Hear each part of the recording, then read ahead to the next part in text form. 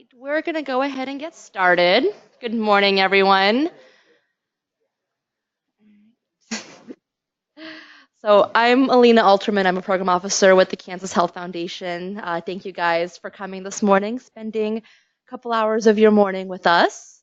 We are here to talk about the Kansas Integrated Voter Engagement Initiative and the goal of, what do I, hold on.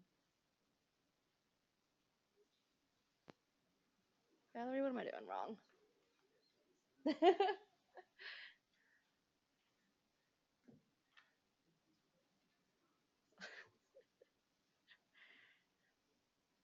Okay. All right, thank you. All right, so the goal of today's meeting is to go over the initiative, go over the application process, and then answer any questions you guys have. Okay, this is pointed anywhere.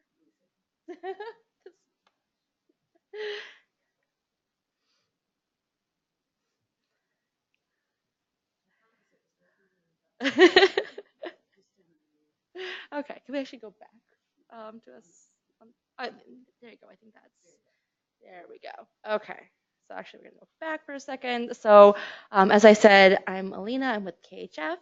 There's also a couple of other foundations involved with this initiative, and those folks couldn't be here today. But I know that some of the folks that they work with are connected with us today on webinar. So I wanted to make sure to acknowledge them. We are partnering with the Healthcare Foundation of Greater Kansas City and with the Reach Healthcare Foundation. And the program officers that will be involved in that initiative are Carly Gibson and Dawn Downs from Reach and Jessica Hembry from the Healthcare Foundation of Greater Kansas City. And we have a number of KHF folks in the room, so I was hoping that they wouldn't mind introducing themselves. We can start here with Valerie.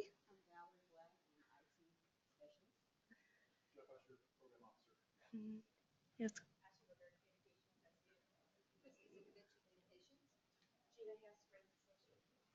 And the man in the back. All right, thank you. And then we also have Nadine Long, who is still up front at the table, and she will be in momentarily. So we also have some folks through the webinar. So I do ask that as we get started, if you guys have questions, to please make sure to speak into a mic, because just because we might hear you, the folks on the webinar won't be able to, and we're recording the webinar. It will be posted on our website. So if you have a question, please wait until a mic is passed to you. Please be nice and pass a mic to your neighbor and make sure that it's on. So we will go ahead and get started. So I'll talk a little bit about KHF.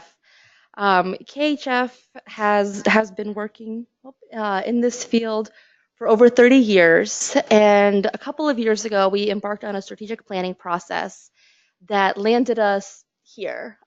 We have two focus areas, health equity and civic health. So this initiative, the Integrated Voter Engagement Initiative, IVE, really falls into our civic health bucket. And of our impact areas, this is really trying to address our intent to increase civic and community engagement.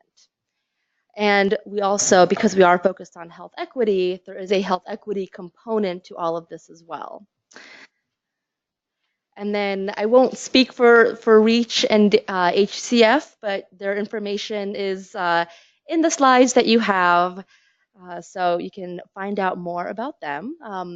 There is one difference between KHF and Reach and HCF in that KHF funds the entire state of Kansas, and HCF and Reach both fund three counties in Kansas, 3 counties in Missouri, and Kansas City, Missouri.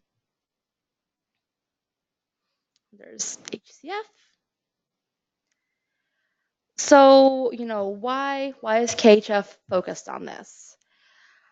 We know that health disparities and civic disparities are intrinsically connected, that those factors that affect health disparities and improve health outcomes are connected to policies, they're connected to funding allocations. So all those things that improve health outcomes like access to care, access to healthy food, safety, are all affected by policies and funding. So it is integral that all communities be engaged civically, that all communities be voting, that all communities be attending public meetings, contacting elected officials and policymakers. And currently, the disparities really mirror each other. You can see that, so in general, in the 2016 election in Kansas, 70.9% of Kansans were registered and 61.3% voted, which on face value sounds great. And Kansas is actually on an upswing, which is wonderful. But then if you look at it by race and ethnicity, you see a completely different picture. You see that basically if you're non-white, registration and turnout are significantly lower.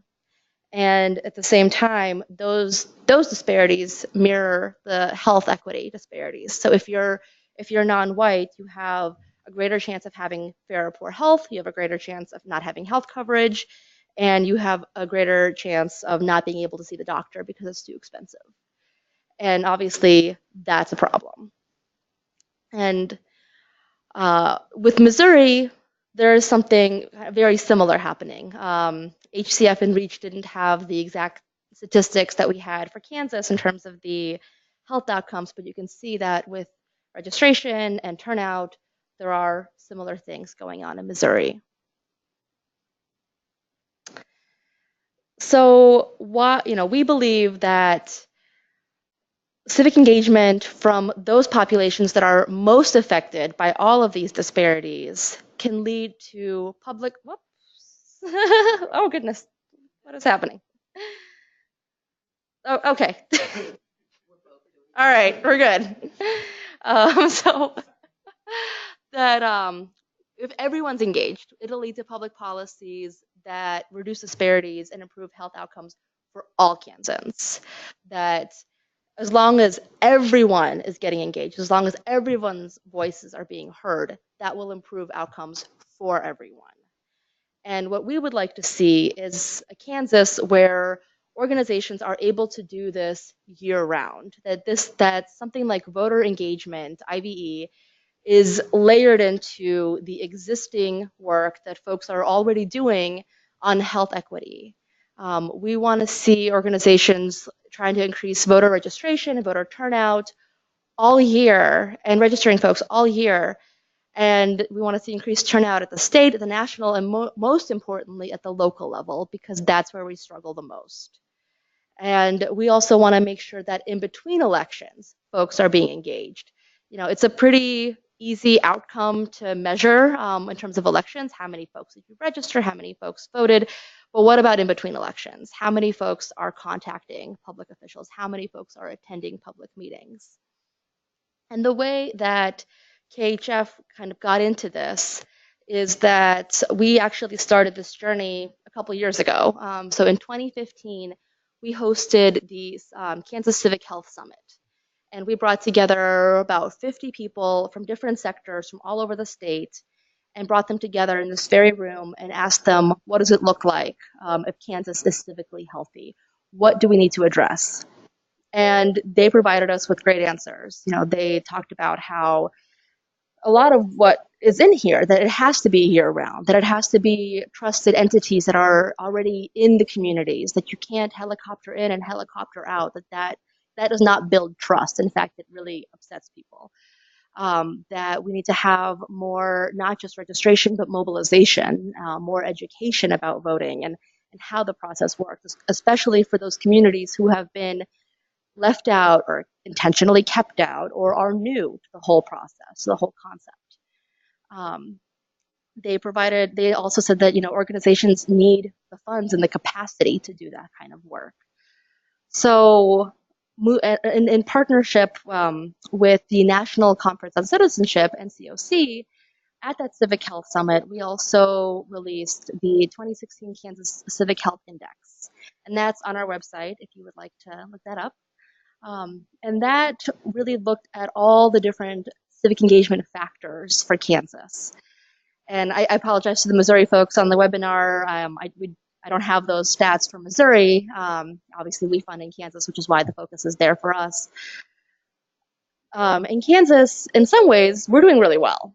We are fourth in the nation for volunteerism. We talk to our neighbors. We have family dinners. We are nice folks. But when it comes to voting, we really fall short. So IVE is different than Get Out the Vote. So in our journey to this, KHF funded 5 kind of pilot grants. We did 5 mini grants, $10,000 each, to 5 organizations throughout the state to do voter registration, voter mobilization. Because of just the timing that it worked out in the year and the months that it was, it kind of on our end was a funding a get out the vote effort. It was 6 months before the election. It wasn't IVE. IVE is kind of the trusted and true practice, and get out the vote is a component of that. It's a very important component of that. But there's all these other components too. And we don't expect the grantees for this initiative to be doing all of these things all of the time. That's really not possible. What we do expect to see is that depending on what's happening in the country, in the state, in the town, county, in the organization, what projects you're working on, what issues you're working on, different components will come into play at different times.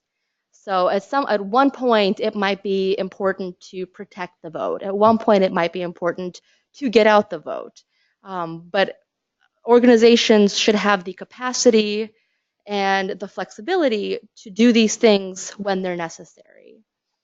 Some of these things can be done year-round. So a very important component of IVE is building leadership from those very communities. So making sure that it is this homegrown effort, that we're not just supporting folks from the outside, but we are developing leaders from the inside.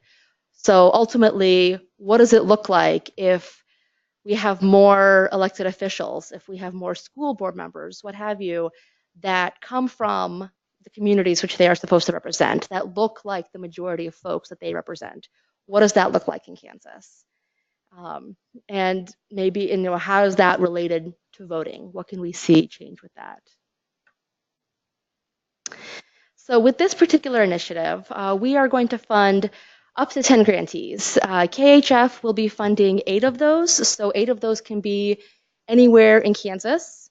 HCF and REACH are each funding 1, and each of theirs have to be in their catchment areas. So Missouri or Kansas, there's a good likelihood that at least one will be in Missouri. With this initiative, organizations will be funded for 3 years and can request up to $75,000 a year. So in total, it'll be $225,000 over the grant period. It is a 3-year term, and the initiative begins December 1 of this year and ends November 30th, 2020. And in addition to the funds that folks need to propose how to spend them and budget for, we also have $50,000 that are set aside every single year for the cohort of grantees. For the 10 grantees that are ultimately chosen, we have $50,000 set aside to provide technical assistance for whatever the group needs, not just what one individual organization needs. What that one organization needs, they should budget for in the $75,000. What we see as a need in the group, we have these other funds set aside. And what we would like to achieve with this initiative is that we would like to see folks doing this kind of work on an ongoing basis, year-round, educating, mobilizing, registering, and making sure that all of this is woven into their everyday work on health equity. We would like to see grantees mobilize and bring into the fold populations that are new to the political process, that have been historically underrepresented, who have been kept out, and most importantly, those who are affected by health disparities. We would like to see grantees developing those leaders from the community, And we would like to see them develop the capacity, the organizations develop the capacity to be doing this kind of work so that it is a standard way of operating. And ultimately, because this is something newer for KHF, for HCF, for REACH, we would like the grantees to build relationships with one another and with us, because we're going to be learning from this, and this will inform what we do in the future. So for the application itself, the applicants have to describe what are the health equity issues that they are currently working on. What are the relevant systems and policies? What are you already doing? And then how will you incorporate IVE into your ongoing work? What is your vision for this? With the pilot grants, we're applying some of the lessons that we learned from that. With the pilot grants, we limited applicants to certain census tracts, and there was a reason for that. There was a method to the madness, but we also understood that that put a burden on the grantees. So this time we're not doing that. This time it is up to the applicants to determine their own geographic scope. So it's up to you if you want to work in a city, in a county, in the entire state, but you have to make the case for it. You have to provide all the data as to the eligible voters, the registered voters, the voting age population, and all the pertinent demographics.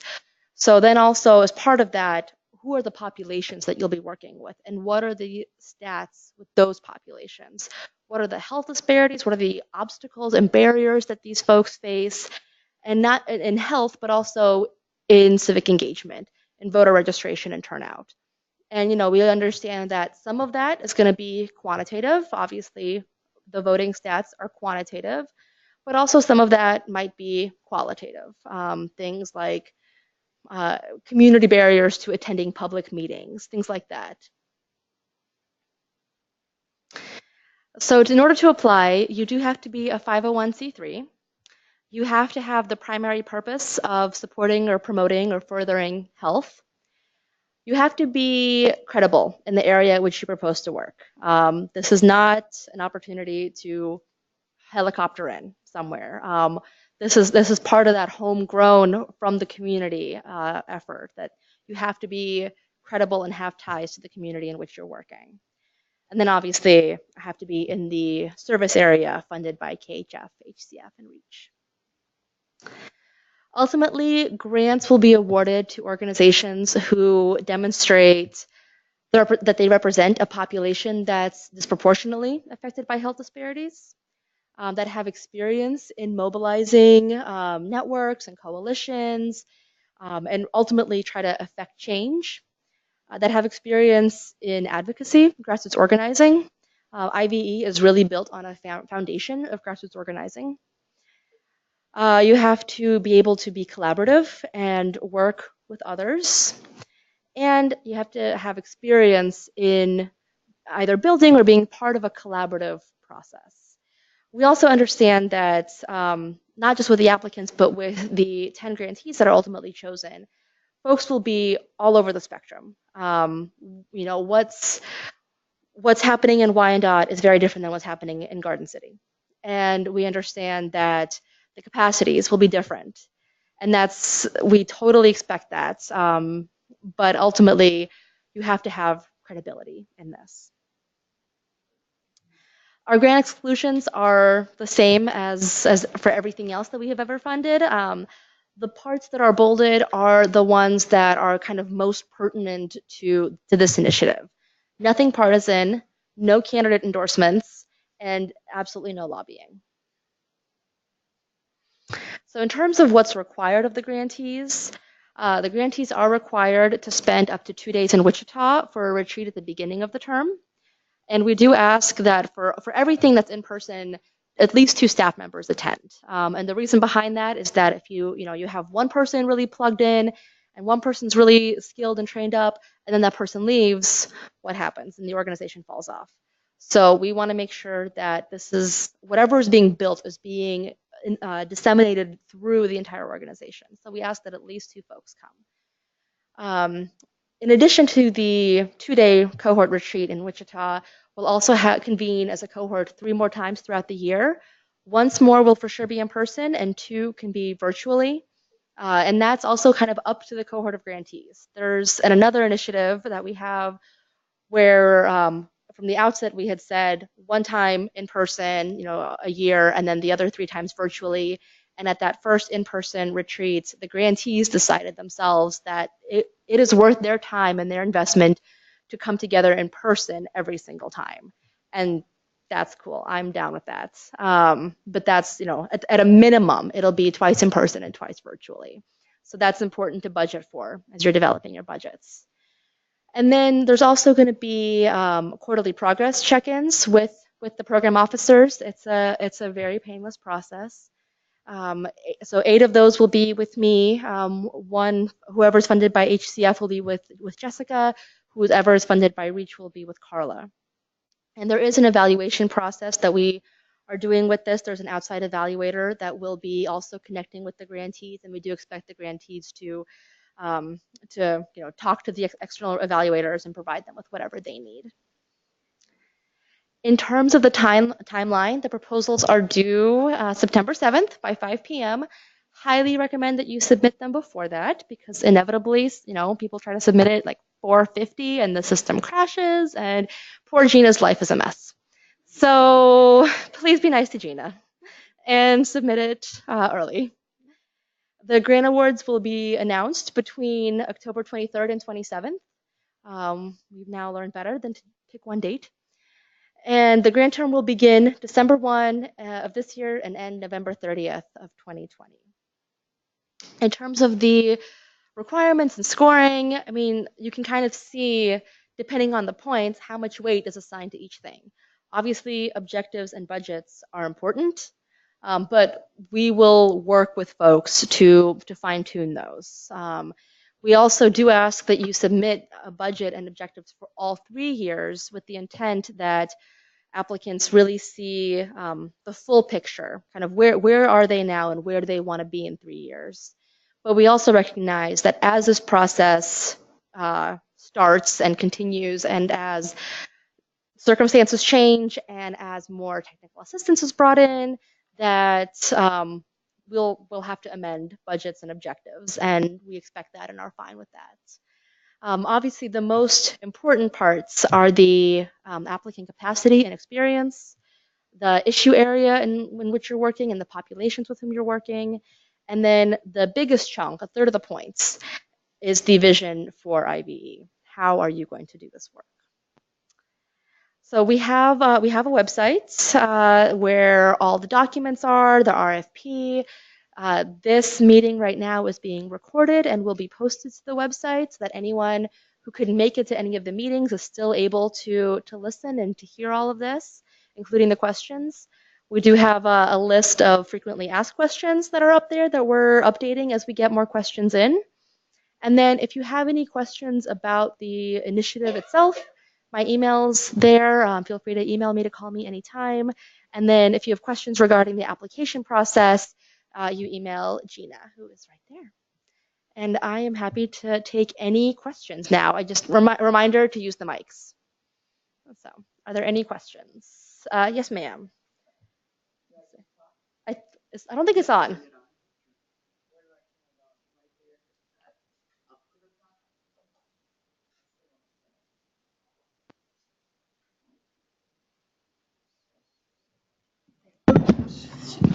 I'm going to hold it.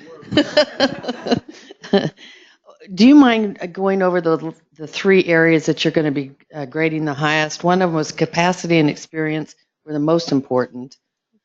And then a third of the points, and I lost it. So again, I'm not working. What is that? There we go. Okay. This slide, or which one were you talking about? that was the slide you were on. Yeah. So I'm sorry. Can you repeat the question one more time? Yeah. The 3 areas that you consider the most important. So it's the capacity and experience, the issue area. So what are you working on? What is the population? That's where all of that the data and the case making really comes into play. And then the vision for IBE. How do you envision this project working for the next 3 years? How do you envision layering IBE into everything that you're doing? Yeah. Anyone else? All right. Yes.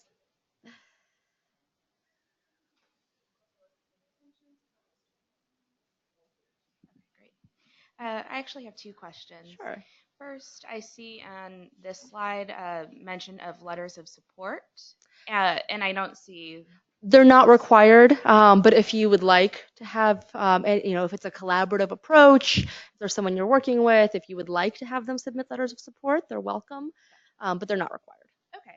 And then I also just wanted to confirm too on, I don't know what number slide, but on the slide talking about who may apply Uh-huh. and talking about that service, that geographic region. I know on other KHF grants, I think the stipulation is that 50% of the population served need to be within Kansas. Mhm. Okay. Yeah. Is that also applying for this proposal too? Yes. So anything that KHF funds, the the organization doesn't necessarily have to be in Kansas, but the people served have to be in Kansas. Mhm. And all right, so in its entirety, or again, like that 50% of. I don't know about the 50% No, part. okay. I w- it, yeah. Okay. Thanks.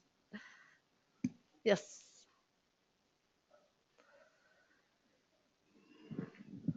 You said that you had done 10 mini grants. Were there any best practices, or 5 mini grants? Were there any best practices that came out of that initiative? We didn't ask the grantees to put anything formal together. Like I said, it was a pilot. It was 6 months. $10,000 was a very small amount of money, so we didn't try to put too much on the grantees. We told them we didn't even expect miracles, despite the fact that they performed them. Um, Everyone did a variety of different things, and I think they were all very successful. One organization focused on millennial voters, one organization focused on the Latino community in Wyandotte, one used an issue area as a way to engage people through that. The issue was criminal justice reform. One organization worked in the community to kind of dispel this very permeating myth about voter disenfranchisement. And then one kind of did the more traditional approach in terms of just making sure that every person in their area was talked to and connected with. So there wasn't necessarily a best practice, but all of them had very different approaches. But because they were all from the communities in which they worked, they were all incredibly successful. Yes. First day. Hi. Can you say something about the possibility or the procedures if groups want to be in a coalition to apply or partner with other groups? So a coalition, if a coalition wants to apply, the coalition itself has to be a 501c3. The organizations funded have to be C3s. If an organization wants to do a very kind of collaborative approach, then that's more than welcome. We look for organizations that are collaborative in nature. What we don't want to see are kind of interdependent proposals. If organizations apply, and this was a question in Kansas City, which is why I'm referencing it. If two organizations apply and to fund one would require funding the other, and if you fund one and not the other, then the project will fall apart. That doesn't really work. The proposals have to be able to stand alone. But if it's a collaborative initiative, there does have to be one lead application, but the rest are, welcome to provide letters of support, be included. Absolutely. Yes. Yeah. You made reference to $50,000 in technical assistance funds. Could you go into more detail as to what that might include? Sure. That is really going to depend on the organizations that are funded, that are the grantees, seeing what is a common need, at least for the majority of the organizations. So some of that might be kind of more technological in nature. There's a whole lot of voting technology out there that is not readily utilized in Kansas right now. So it might be bringing in some experts and you know talking to the grantees about what's out there, maybe doing some one-on-one assistance and helping them implement some of these things. It might be bringing in folks from out of state to talk about best practices. There's a coalition in Arizona that last year, there were 12 organizations last year, now it's 14, registered 150,000 new first-time voters in 1 year. So maybe it's bringing in those folks and talking to them about how do they do this, and so it really is it's going to vary, but those are just a few examples. Yes. So we have Brandon, Irwin, and Jess Kerr from the Hills Wellness Coalition. They said they just received one of the health equity grants from KHF, and they're also seeking to apply for the IVE grant to fortify this work and have some questions. They say the IVE opportunity is designed to integrate into existing health equity work. Their thought is that they could apply for the IV grant and incorporate into the major health equity work that is going to occur over the next 3 years that will include heavy engagement of communities that experience health inequities and also have lower voter turnout rates.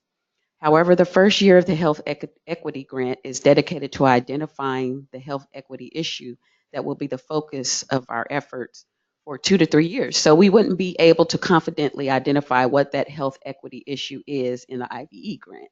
Okay? However, we could integrate the IVE work in year one with the health equity work in year one, meaning partnering with communities who experience health inequities, building leadership capacity, so forth. So the question is, does the health equity work funded by the KHF constitute existing health equity work? It seems like a natural fit for these two grants and projects to go together, but the way the IVE grant is written, it seems to select against it. I mean, that's a very kind of specific question to this particular potential applicant, and Jeff is actually the program officer on that, so maybe we can kind of tag team this answer. Jeff, I mean, correct me if you feel a different way. I mean, my thought is that you're supposed to describe the issue area in this proposal, and that's, I mean, 10 points of this. So that if that's a struggle, that's going to be apparent in the proposal. Yeah, I think you could still make the argument. You could, it might, I don't know that it would be competitive or not, but my guess is if you make the argument and see how the reviewers look at it and score it. Yeah. And we can also talk, individually later about that. All right. Anyone else? Yes, ma'am. Is this on? Yeah. Yeah.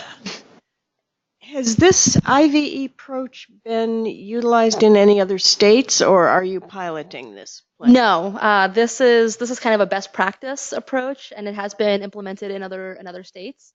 I mean, also the term IVE, this is something I've had conversations with folks about.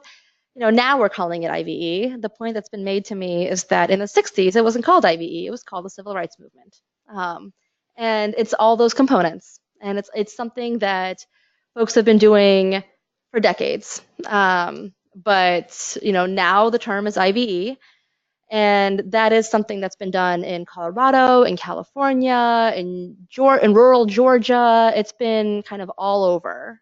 It's not limited to, to quote unquote red or blue states. It's more of the approach, that holistic approach. Okay, and it's been done with healthcare providers. Mm-hmm. Okay, is there somewhere where we could go to find out information about what programs have been done in other states? I don't think that there's a particular kind of library of resources. I think if you Google around, you'll come up on some things. I read an article in Health Affairs from a hospital CEO who implemented IVE in his hospital. Okay. And I can't remember where that was, but there's a whole variety of literature out there. You just kind of have to search for it. And it is kind of just the the evaluation of it and the publication of literature is with the term IVE is kind of a, I guess, I don't want to say newer thing, but there isn't like a huge library. So this is, because we are evaluating it, this is really going to kind of add to the field. So there's a lot of excitement nationally about that. Anyone else? Yes. Would you discuss how the proposals are going to be evaluated? How many different people will be reviewing each proposal? Sure. So it will be reviewed by a combination of internal and external reviewers. Obviously, all of the foundations involved in this will be reviewing the proposals, but also we have a team of experts from across the country that are kind of experts in IVE that will be reviewing this. And they come from a variety of states and backgrounds, and they all have, they're all very experienced in the whole IVE component, concept, but also they do have kind of specific things that they are also experts in. So, and it's not, fair to me to say who they are, but yeah, so it's internal and external. Anyone else?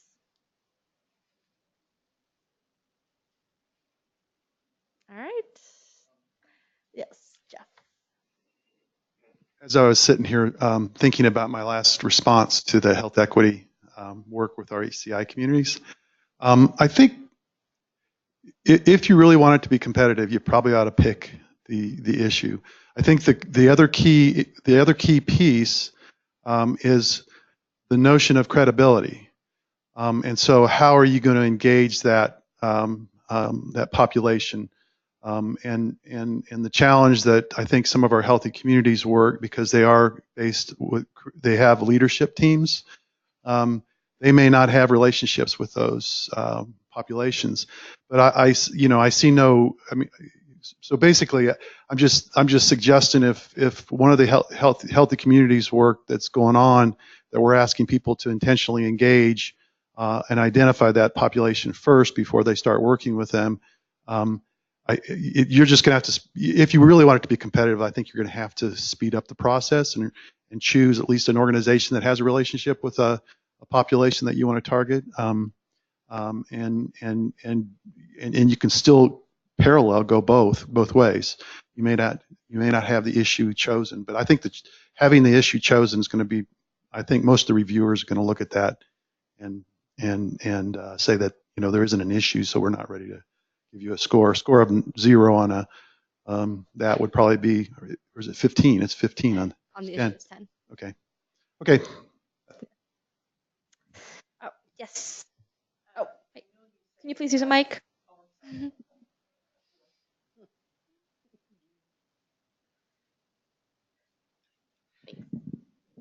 Well, I know you said lobbying as defined by the U.S. Internal Revenue Department, but can you just give a quick synopsis of what that means? So you can talk about issues. So I'm just going to use the ACLU as an example. They are hosting a meeting on September 8th about voting. The parameters through which we register to vote, through which we vote, about automatic voter registration, same day registration, all of that. So because they're talking about the issue, the concept, that is perfectly permissible. If it was specific to legislation that has been introduced, and they were trying to provide, kind of a intended outcome for that legislation, that would not be permissible. So it's one thing to talk about an issue. It's one thing to provide legislative updates. It's something different to actively try to affect the outcome of that. And if anyone, wants, I can't get into all the details, but if anyone is really interested in that, I recommend the Alliance for Justice. They're an organization that's based out of DC, and they have all kinds of resources and webinars and everything about what is permissible for C3s, for lobbying, what's not permissible. They have just tons of information. I guess what confuses me is when it's things like contacting your legislator or public official. I assume that's could be a legislator or a council person in the city or county commission. I think it depends,